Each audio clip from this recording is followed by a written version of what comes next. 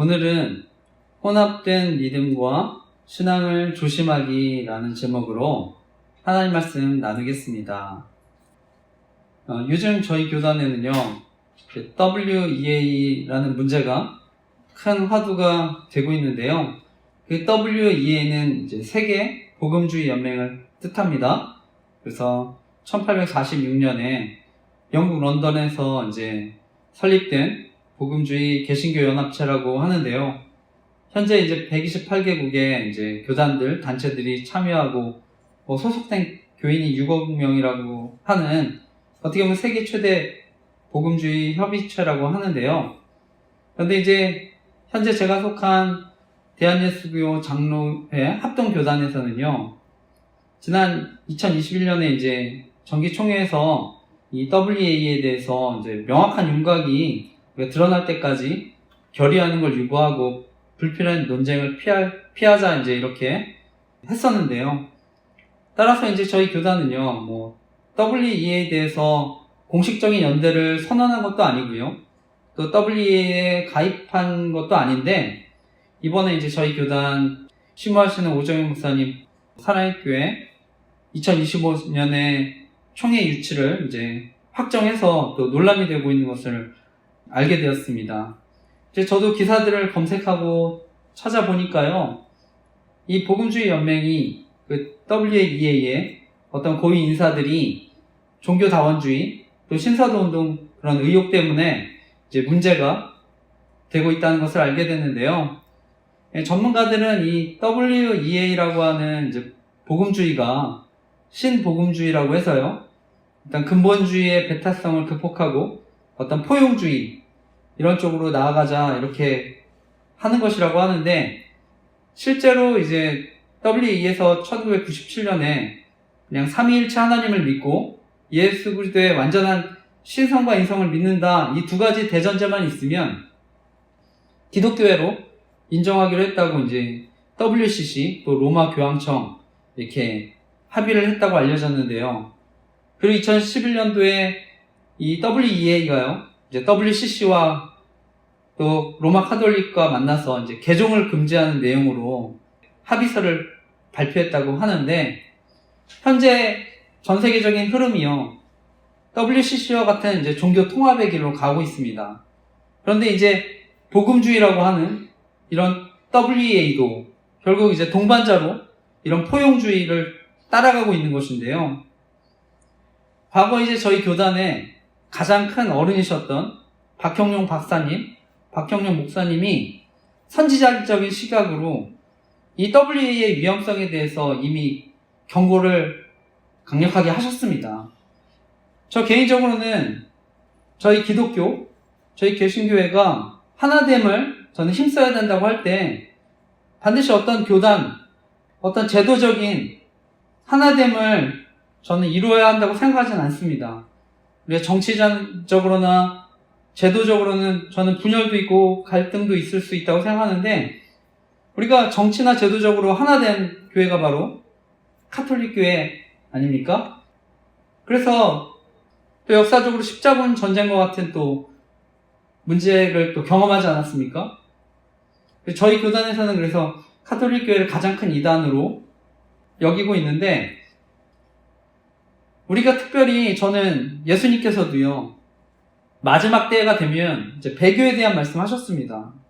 그렇기 때문에 저는 오늘날 마지막 때를 살아가는 저와 여러분, 특별히 복음주의라는 이름으로 종교다원주의라든지 어떤 포용주의 운동이 나중에 말씀, 복음을 훼손할 수 있다고 생각을 하는데요.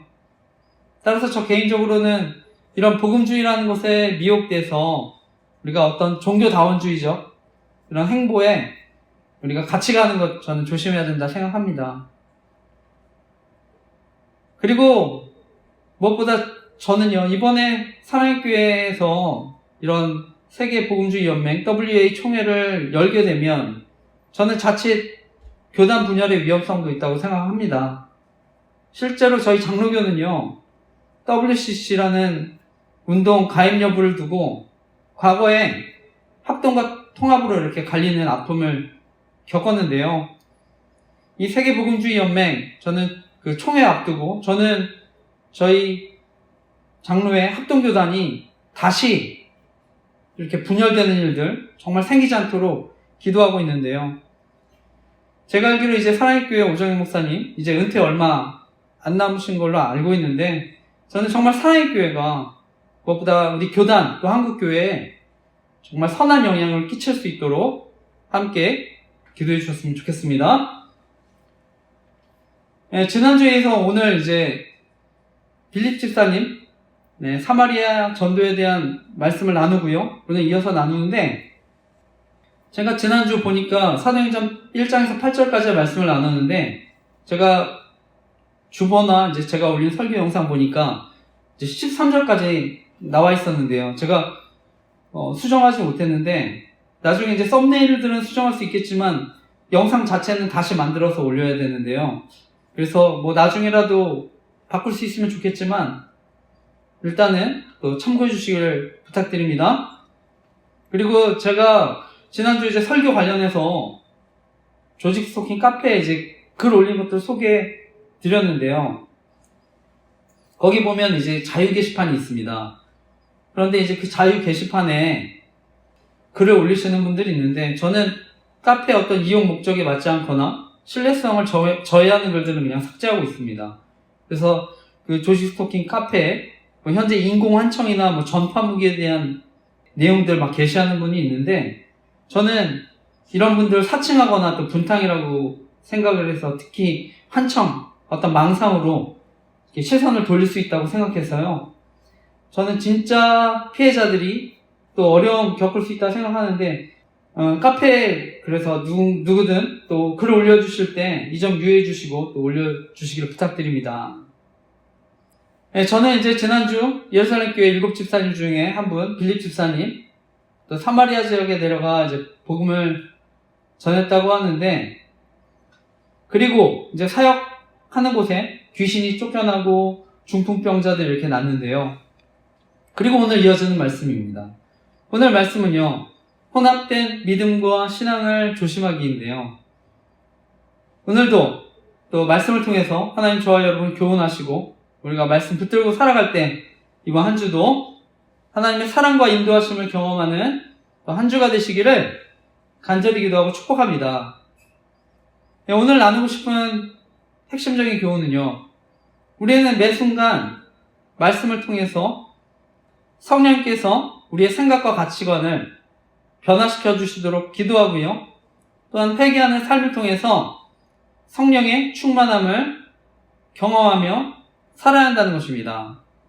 지난주에 이제 빌립 집사님이요, 사마리아에 가서 복음을 전하고요, 그때 많은 사람들이 복음을 듣고 또 예수님께 돌아왔는데, 그 중에는 마술사 시몬도 있었다고 합니다.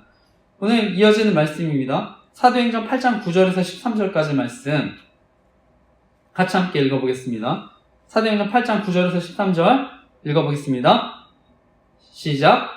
그 성에 시몬이라 하는 사람이 전부터 있어 마술을 행하여 사마리아 백성을 놀라게 하며 자칭 큰 자라 하니, 낮은 사람부터 높은 사람까지 다 따르며 이르되, 이 사람은 크다 일컫는 하나님의 능력이라 하더라.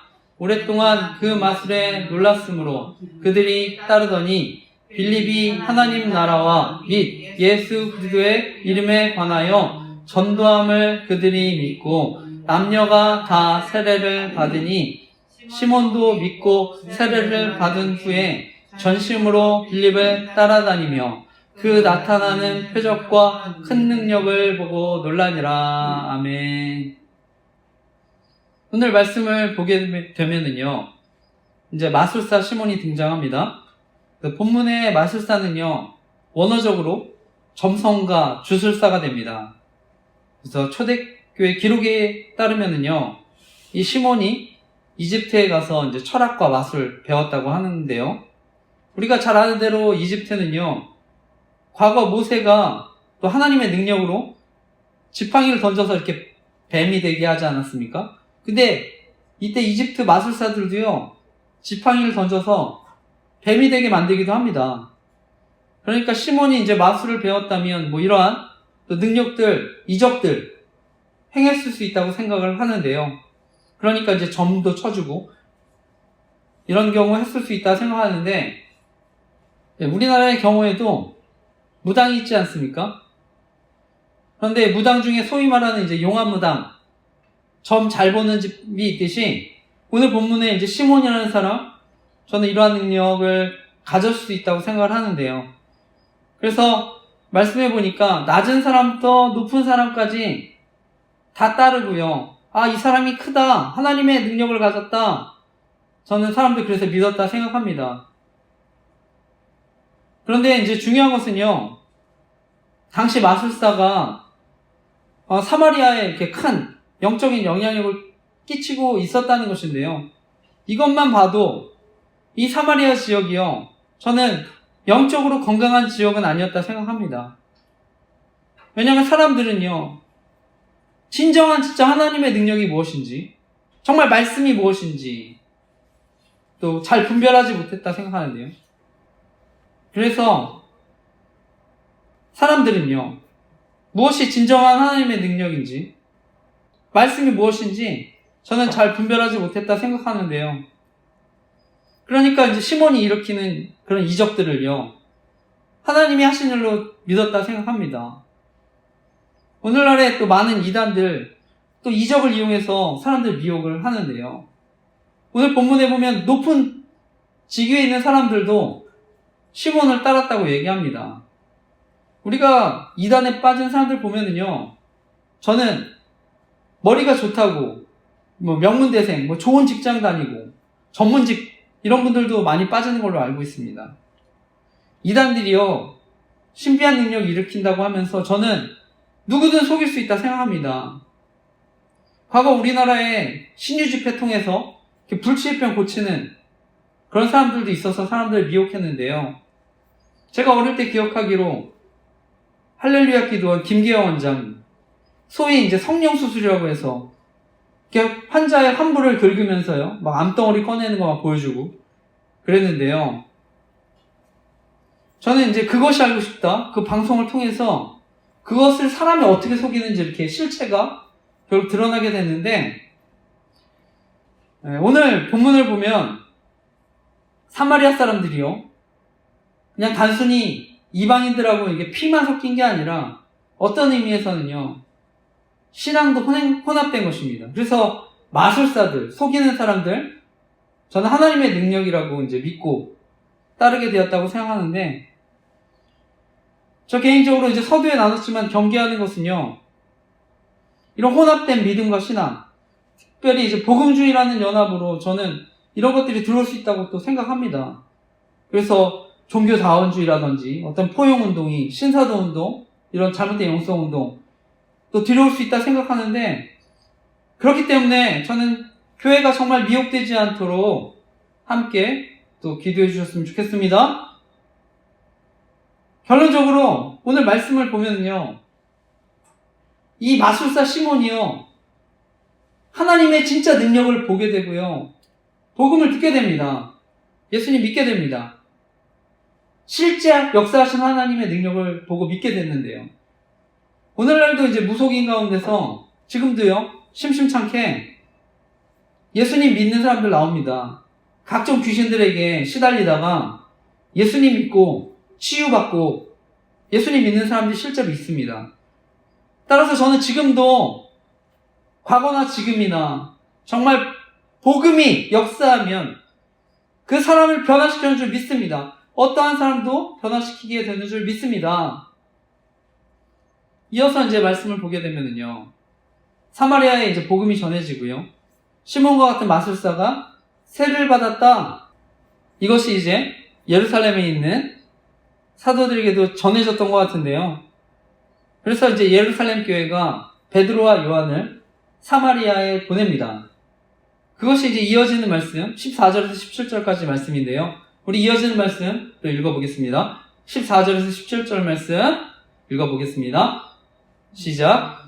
예루살렘에 있는 사도들이 사마리아도 하나님의 말씀을 받았다 함을 듣고 베드로와 요한을 보내매 그들이 내려가서 그들을 위하여 성령 받기를 기도하니 이는 아직 한 사람에게도 성령 내리신 일이 없고 오직 주 예수의 이름으로 세례만 받을 뿐이더라.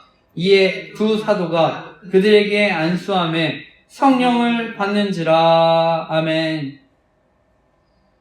말씀을 보게 되면 이제 사마리아 사람들이 하나님 말씀을 듣고 복음을 듣고 변화된다 이런 소식을요 예루살렘 교회가 듣고요 베드로와 이제 요한을 보내는데요. 제가 지난주에 말씀을 나눴듯이 당시 유대인들은요 사마리아 사람들과 교제하지 않았기 때문에 이 예루살렘 교회의 대표라고 할 수 있는 베드로, 요한 이들이 지도자들의 방문은요 굉장히 파격적인 것입니다. 그래서 오늘 그 베드로와 요한 두 사도가요 결국 사마리아에 도착해서요 또 이들에게 안수를 하는데요 그 자리에서 성령이 임했다고 하는 것입니다. 그런데 성경이 당시 사마리아 사람들이 복음을 듣고 세례를 받았지만 성령을 받지 못했다고 하는데, 그런데 우리가 반드시 알아야 될 것은요 이런 성령의 세례가요 반드시 안수를 통해서만 받는 것은 아니라는 것인데요. 성경은요 오순절날 베드로가 설교할 때 3,000명의 사람들이 안수 없이 성령을 선물로 받았다고 말씀합니다. 그리고 지금도요 혼자 기도하는 가운데 성령의 세례를 경험하는 사람들이 있습니다. 저도 안수가 아니라 하나님 앞에 회개하고 기도하면서 성령의 충만함을 경험했는데요. 따라서 오늘 본문에 사마리아 사람들에게 안수하자 이제 성령이 임했다고 하는 것은요. 전 한편으로 과거 이제 예루살렘의 오순절에 임하셨던 성령 강림에 또 의미가 있을 수 있다 생각합니다. 바로 예루살렘에 성령이 강림해서 성령의 충만함을 경험한 것처럼 사도들의 안수를 통해 바로 성령님 어느 곳에나 역사하시고 또한 누구에게나 역사하실 수 있다는 것을 바로 보여준 사건인 줄 믿습니다. 사마리아인에게도 예루살렘과 같이 마찬가지로 제한 없이 차별 없이 성령을 부어주신다는 것을 보여준 사건인 줄 믿습니다. 예루살렘과 마찬가지로 사마리아에도 이스라엘 민족을 인도하셨던 분이 누군지를 분명히 말씀해준 사건인 줄 믿습니다. 그래서 사마리아에도 하나님 나라가 임했다는 것을 확실히 보여주는 또 증거가 되는 줄 믿습니다. 저는 이것이 또 종교다원주의와 혼합주의가 가득한 지역에 성령님의 역사로 정말 진정한 구원의 소식과 축복이 임한 것을 보여준 사건인 줄 믿습니다. 그리고 이어서 이제 말씀을 보면요. 마술사 시몬이 성령의 은사를 그래서 그것을 보고 살려고 했다고 하는 본문인데요. 우리 이어지는 말씀도 이어서 읽어보겠습니다. 18절에서 23절까지 말씀 읽어보겠습니다. 시작. 시몬이 사도들의 안수로 성령 받는 것을 보고 돈을 들여 이르되 이 권능을 내게도 주어 누구든지 내가 안수하는 사람은 성령을 받게 하여 주소서 하니 베드로가 이르되 내가 하나님의 선물을 돈 주고 살 줄로 생각하였으니 내 은과 내가 함께 망할지어다. 하나님 앞에서 내 마음이 바르지 못하니 이 도에는 내가 관계도 없고 분깃될 것도 없느니라. 그러므로 너의 이 악함을 회개하고 주께 기도하라. 혹 마음에 품은 것을 사하여 주시리라. 내가 보니 너는 악독이 가득하며 불의에 매인 바 되었도다. 아멘. 말씀은요, 사도들이 이제 사마리아 사람들에게 안수를 하니까요. 그래서 성령이 임하니까요. 그 모습을 본 이제 시몬이요. 마술사 시몬이 베드로에게 내가 돈을 주고 그 능력을 사고 싶다고 얘기하는 것입니다. 저는 당시에 이제 마술사들이요. 돈을 받고 이제 자신들이 가진 그런 마술들, 이런 것들을 가르쳐 주는 일들 저는 있었다고 생각합니다. 또 또 돈을 받고 이렇게 그것을 배웠을 수 있다고 생각하는데, 그래서 시몬도요, 성령 이렇게 전수해 줄 수 있는 것처럼 생각했던 것 같은데, 저와 여러분은 잘 알다시피요, 우리 성령님은요, 뭐 돈을 주고 살 수 있는 대상이 아니지 않습니까? 무엇보다 성령님도 삼위일체 하나님이십니다. 그래서 성경에 하나님 세 분의 인격으로 계시는데, 그 중에 한 분 성령님도 하나님의 본체시고 하나님이시기 때문에 어떤 인격이시지 이렇게 도구처럼 이용할 수 없다는 것을 또 우리 알지 않습니까? 따라서 베드로가 시몬에게 내가 하나님 앞에 마음이 바르지 못하다, 저는 이렇게 얘기한 줄 믿습니다. 그런데 이러한 일은 저는 오늘날 교회에서도 일어날 수 있다 생각합니다. 우리가 세례는 받지만 여전히 이제 가치관, 생각은 변하지 않을 수 있다 생각합니다. 그래서 이제 세례를 받고 시몬이 빌립을 따랐지만 여전히 내면은 이제 변화되지 않았던 것 같은데요. 우리가 교회를 다니면서도 마찬가지로 저는 성령님께서 역사하지 않으면 또 여전히 변하지 않을 수 있다 생각합니다. 심지어 교회를 다니고 우리가 또 믿음으로 신앙생활을 해도 마찬가지일 수 있다 생각을 합니다. 그리고 그 신앙을 우리가 언제나 우리 야망, 또 어떤 이익의 수단으로 삼을 수 있다 생각하는데, 저는 그래서 우리가 경계해야 되는 줄 믿습니다. 우리 시편을 기록했던 다윗은요, 시편 139편 23, 24절에 하나님이여 나를 살피사 내 마음을 아시며 나를 시험하사 내 뜻을 아옵소서. 내게 무슨 악한 행위가 있나 보시고 나를 영원한 길로 인도하소서. 하나님이여 나를 살피사 내 마음을 아시며 나를 시험하사 내 뜻을 아옵소서. 내게 무슨 악한 행위가 있나 보시고 나를 영원한 길로 인도하소서. 기도하는데요, 아무리 믿음 좋았던 다윗도요, 언제나 하나님이 원하시는 것이 무엇인지, 내가 신앙생활을 하는데 내 마음 가운데 내가 무슨 악한 행위가 있나 돌아봤다는 것인데요. 그렇기 때문에 저와 여러분도 매 순간 정말 말씀을 통해서 하나님께서 우리 마음을 또 지켜주시도록, 또 우리의 생각과 가치관을 변화시켜 주시도록 기도해야 되는 줄 믿습니다. 그래서 우리의 삶과 인격이 변화돼서 우리가 가정에서든 직장에서든 이웃과의 관계에서든 더 정직하고 겸손하게 살아가는 줄 믿습니다. 무엇보다 성령님을 통해 우리가 하나님과 인격적인 교제를 맺고 하나님께서 우리를 구원의 길로 인도해 주시도록 또 기도하는 저와 여러분 되시기를 간절히 기도하고 축복합니다. 오늘 마지막 말씀입니다. 오늘 마지막 말씀, 사도행전 8장 24, 25절 말씀입니다. 마지막 말씀 읽겠습니다. 시작. 시몬이 대답하여 이르되 나를 위하여 주께 기도하여 말한 것이 하나도 내게 임하지 않게 하소서 하니라. 두 사도가 주의 말씀을 증언하여 말한 후 예루살렘으로 돌아갈새 사마리아인들의 여러 마을에서 복음을 전하니라. 아멘.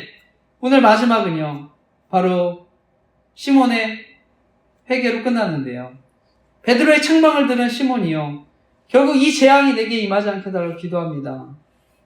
결국 베드로는요, 회개하지 않으면 성령을 선물로 받을 수 없다 얘기한 것입니다.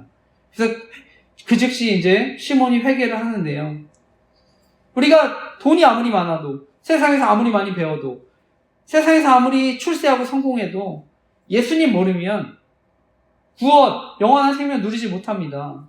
하나님 은혜가 아니면 구원의 축복을 누릴 수가 없습니다. 예수님은 요한복음 14장 6절에 내가 곧 길이요 진리요 생명이니 나로 말미암지 않고는 아버지께로 올 자가 없느니라 말씀하는데요, 아무리 좋은 학교를 나오고 좋은 대학교를 나오고 좋은 회사를 다니고 아무리 높은 지위를 얻어도 또 태어날 때부터 엄청난 부자로 살아가도 베드로가 내 은과 함께 망할 것이라고 강하게 책망한 것처럼 결국 예수 그리스도 만나지 못하면 저는 망하는 길로 가게 되는 줄 믿습니다. 네, 말씀을 마치면서요, 성령님은요, 회개하는 자에게 주시는 하나님의 선물입니다. 무료로 누구에게나 주시는 선물입니다.